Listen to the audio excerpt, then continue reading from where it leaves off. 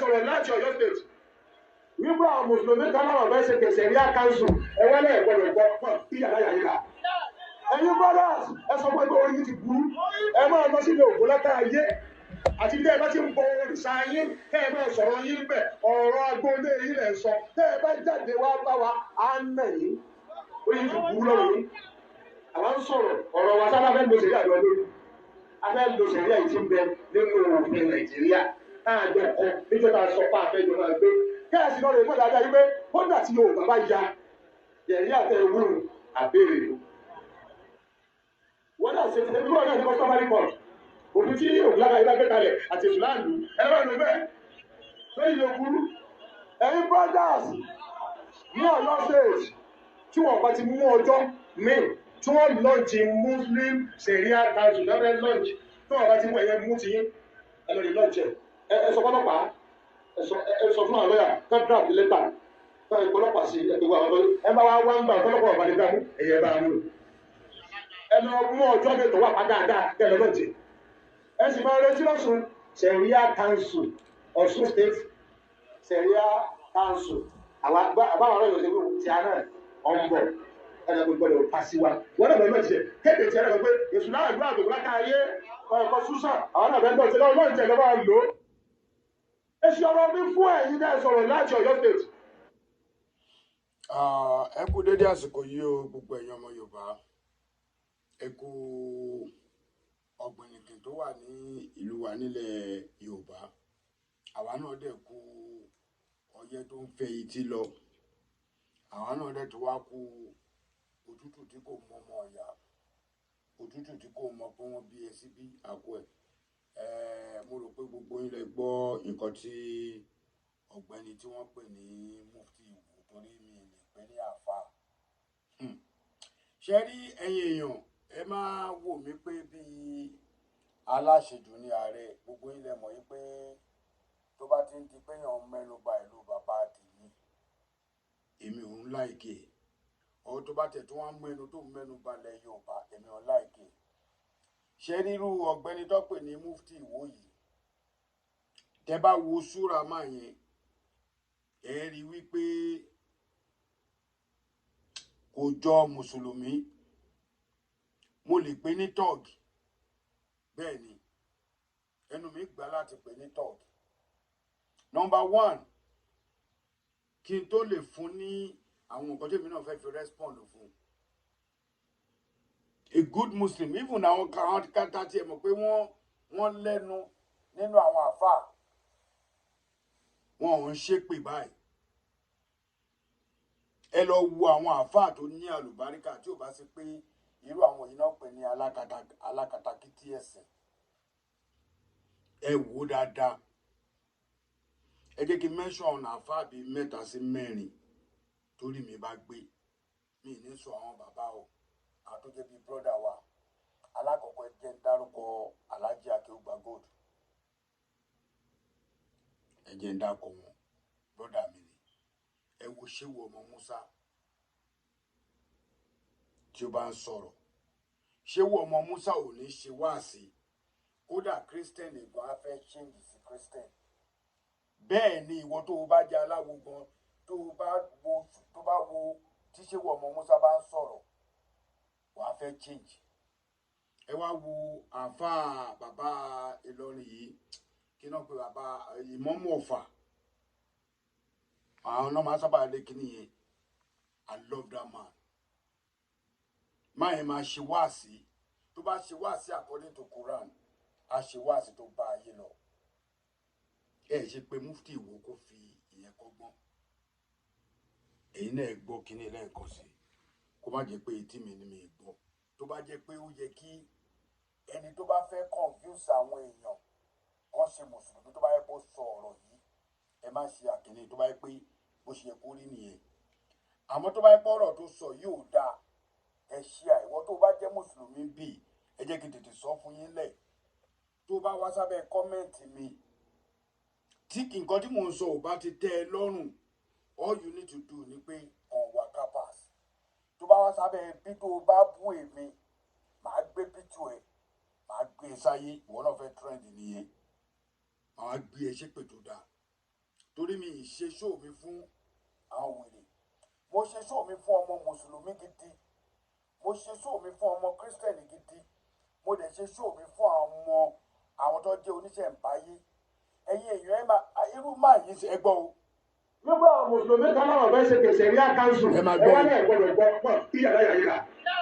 Ẹ̀yin brothers ẹ sọ pé orí yìí ti burú ẹ máa lọ sílé ògbó látà ayé àti ilé ẹ bá ti.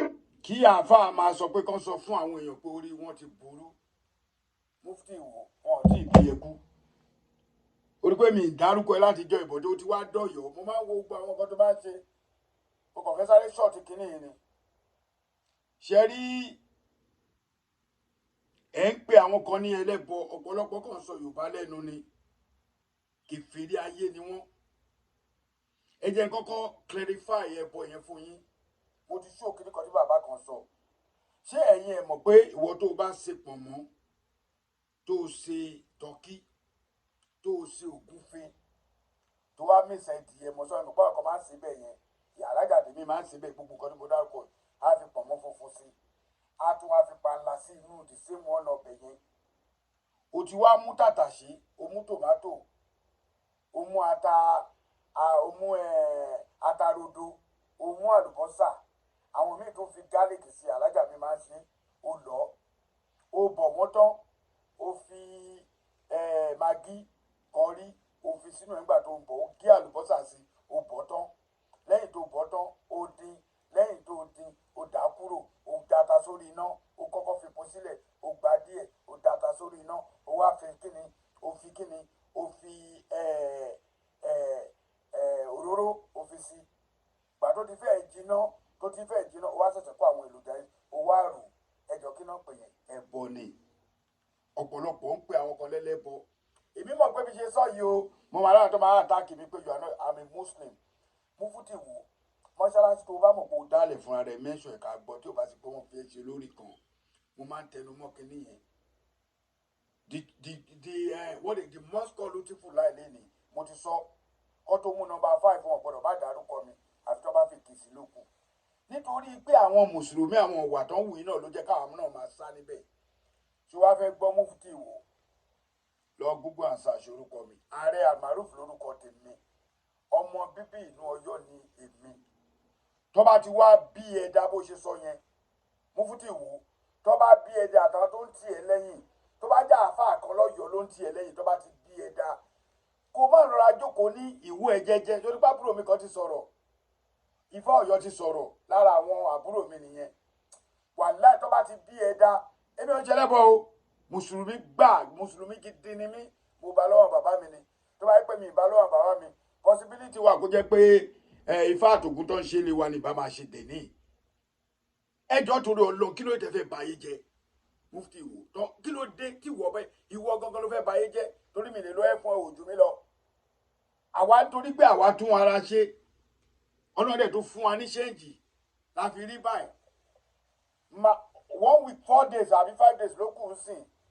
Àwa gan máa ṣe 57 àkèrè inú ayé. Àwọn òun fọjú orí pamọ́. January 1st máa ṣe 57 years. Look at me, this is me. Mo rí pé àwọn èèyàn máa rò pé bóyá mo tóbi, èmi ò ń ṣèyàn tó tóbi o. Stature mi gàbádáyà lè rí ẹ ti rọ́mọ. Mi ò ga púpọ̀ mọ́ mo nà. Mi ò ṣe tẹ́ bá rí mi tí bá jókòó ti sún kíní mọ́ra àwọn míì máa rò pé bí àwọn òfẹ́ ni. Mufti wò wọ́n tí ì bí ẹkú. O lè halẹ̀ níwò o lè halẹ̀ anywhere o.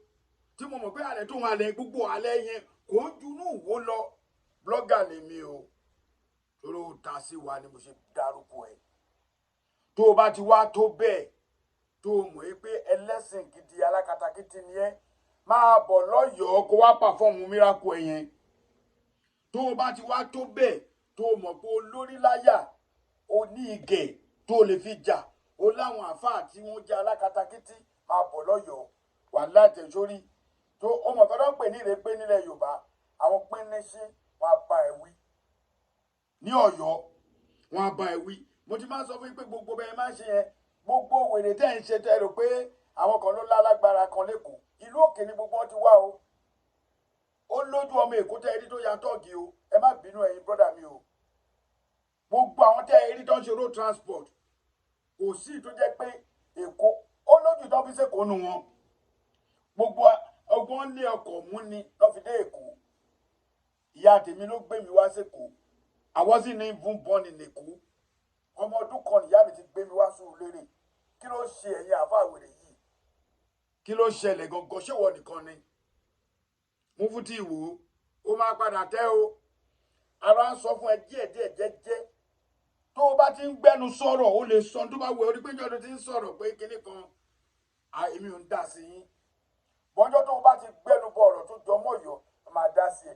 Mo rí ọ̀pọ̀lọpọ̀ tó ń sẹnu pọ̀nrọ̀pọ̀nrán nígbà ọ̀rọ̀ ọlọ́gbẹ́ni mi ìfẹ́ dárúkọ ẹ̀ ó ṣèyàwó ọba kò ṣèyàwó ọba ìgbà kan àwo kan ó láwọn kan tí mo fẹ́ dá lóhùn. Mo mọ̀ báwọn kan ń wá mi wọ́n fẹ́ kí n ta sáwọn àmọ́ mi ní ta sí wọn torí mi fàrífín. Èèyàn lè jù mí lọ gan tó bá bá mi sọ̀rọ̀ ń gbà mí orí mi fín. Mo lè jù yàn lọ tó bá bá mi sọ̀rọ̀ ń gbà mí orí mi fín. Èèyàn lè jẹ́ àbúrò sí mi ìyẹn ló ti ẹ̀wọ́ sì dù. Àwọn tó bá jẹ́ ẹgbẹ́ ọmọ èèyàn tó wà bíi 35, 36, 37 years tí irú wọn bá bẹ̀rẹ̀ sí ní burú wa kò sí respect. Tẹ bá wo right up omi kan tí mo sọ. If you want to comment àwọn kan wà tó yẹ pé ẹ lè bá sọ̀rọ̀ anyhow ní orí Facebook. Wọn ò ní sọ̀rọ̀ wọn ò ní reply yẹ wọ́n á dẹ̀ mú picture ẹ̀ wọ́n á dẹ̀ máa dáná fún ẹ lábẹ́. Ẹni tó mọ̀ rí rárá o ò mọ̀ rí o ìwọ̀n tó ti ṣẹ́. Be careful when you comment on somebody's page. Ẹ lè rí mi ké tí bá ní kankan tó bá wà òkè fún mi mo kàn lè tẹ bí love àbí kí n rẹ́rìn. You can't just come to anybody's page láti máa gbéyàn ṣépè. I remember nígbà tó ń sọ̀rọ̀ àwọn olórin náà a lot of people come out wọ́n bọ́ bẹ̀yẹn wọ́n pè mí tí mo rí jẹ èmi tí mo rí mu tí mo lówó lọ́wọ́ tí mo lè ná nígbà tó wù mí tí bá fẹ́ jẹun ẹ̀mẹ́fà lójúmọ́ Ọlọ́run fún mi lágbára ẹ̀mí ṣe mí lọ ní àwọ̀ but alhamdulillah ibi tí Ọlọ́run bá mi tó dá mi tó gbé mi ẹ lọ wo history story tí mo sọ bí last 2 weeks Ọlọ́run ṣe gbé mi Ọlọ́run fìyà jẹ mí jọ̀kan ó gbé mi sókè ni. Mufti Ìwò tá gbára bá wà lọ́wọ́ ẹ lọ sí mẹ́dọ̀. Somebody else is going to use that power. Àwọn tó máa fi ń jẹ Mufti Ìwò yẹn ṣé wọn mọ̀ yí pé wọ́n fi ẹni tó bá jẹ́ tọ́ọ̀gì jẹ Mufti Ìwò. Ọ̀rọ̀ ẹnu ò tó nǹkan kan bí táwọn ṣé wùrọ̀ bí bá ti ń sọ̀rọ̀ àwọn bàbá wa àgbà. Ọ̀rọ̀ ẹnu ò tó nǹkan kan bí tó bá tẹ̀lé èèyàn fẹ́ sọ̀ kó fẹ́ bú ebu níbi táwọn ọmọ Musa wà níbi táwọn akéwùgbà góòdù wà ọ̀rọ̀ ẹnu ò tó bẹ́ẹ̀. Mufti Ìwò lọ sí mẹ́dọ̀. Àmọ́ last but not least mi ní bú ẹbí àmọ́ tó bá jẹ́ pé wọ́n bí ẹ̀dá pẹ̀lú bó ṣe lẹ́nu yẹn wá sọ̀yọ̀ èmi mo sọ bẹ́ẹ̀. Nígbà táwọn BBC lẹ́nu atrap wọn àwọn òṣè lọ sọ̀yọ̀ tó bá ti bí ẹ̀dá ìwọ lọ sọ̀yọ̀ ṣe láti ìgbà kan táwọn BBC gbẹ́nu tó lọ gbé àwọn bàbá kan lọ́yọ̀ tó lọ sọ ìtàn orí burúkú ìtàn tá a gbọ́ rí nígbà tá a wọ́nu wọn ṣe lọ. Ẹ wo ní ìjùbá ẹ lọ o ààrẹ ò kéré nú ayé o ó ti yé bàbá kan bọ̀ fọ́ yẹn torí pé gbogbo àti ń fẹ̀bi pò tí a kàn ń sọ̀rọ̀ lórí íńtánẹ́ẹ̀tì you guys just believe pé bóyá ẹni tó ń sọ̀rọ̀ ẹni tí ẹ máa ń pa mí ẹ ṣe kọ́ńtẹ́ẹ̀tì tó fi ń lówó ni èmi tí mò ń gba dọ́là tí dọ́là mi tó tún di náírà ń lé tí náírà tún di dọ́là ń bí èèyàn máa wò pé mi ń ṣe kọ́ńtẹ́ẹ̀tì ṣé Facebook fún mi 500 ní àbọ̀ fún mi 300 ṣé mo gbó lórí ẹ̀ èmi tó yẹ pé tí bá ti ṣe báyìí máa ìgéṣì lọ wọn ni para wọn máa já ni.